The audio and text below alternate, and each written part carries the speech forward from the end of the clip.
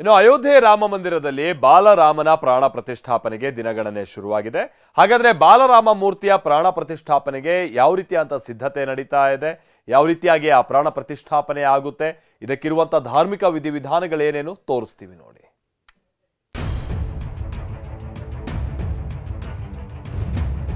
ಕೋಟ್ಯಾಂತರ ಜನರ ಕನಸಿನ ರಾಮ ಮಂದಿರ ಭವ್ಯವಾಗಿ ತಲೆ ಎತ್ತುತ್ತಾ ಇದೆ.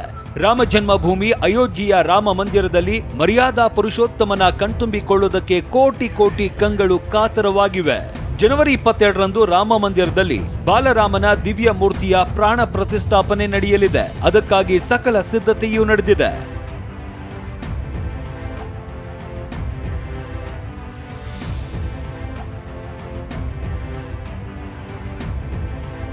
ಹಾಗಿದ್ರೆ ಬಾಲರಾಮ ಮೂರ್ತಿಯ ಪ್ರಾಣ ಪ್ರತಿಷ್ಠಾಪನೆ ಹೇಗಿರಲಿದೆ ಅನ್ನೋದನ್ನ ತೋರಿಸ್ತೀವಿ ನೋಡಿ.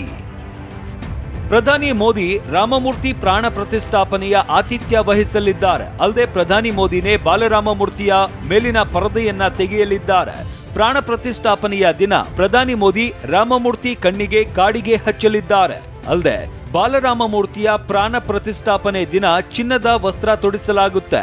ಜೊತೆಗೆ ಮಹಾಮಸ್ತಾಭಿಷೇಕಕ್ಕೂ ಮುನ್ನ ಬಾಲರಾಮನ ಮೂರ್ತಿಯ ನಗರ ಪ್ರದಕ್ಷಿಣೆ ನಡೆಯಲಿದೆ.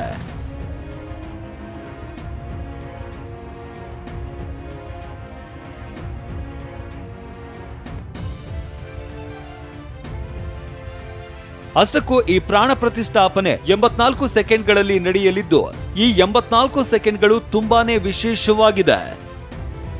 ಜನವರಿ 22ರಂದು ಮಧ್ಯಾಹ್ನ 84 ಸೆಕೆಂಡ್ಗಳಲ್ಲಿ ಪೂಜೆ ಅಂದ್ರೆ ಪ್ರಾಣ ಪ್ರತಿಷ್ಠಾಪನೆ ಪೂಜೆ ನೆರವೇರಲಿದೆ. ಅವತ್ತು ಮಧ್ಯಾಹ್ನ 12 ಗಂಟೆ 29 ನಿಮಿಷ 8 ಸೆಕೆಂಡ್ನಿಂದ 12 ಗಂಟೆ 30 ನಿಮಿಷ 32 ಸೆಕೆಂಡ್ ಒಳಗಿನ ಈ ಸಮಯದಲ್ಲೇ ಶ್ರೀರಾಮ ಪ್ರಾಣ ಪ್ರತಿಷ್ಠಾಪನೆ ನಡೆಯಲಿದೆ.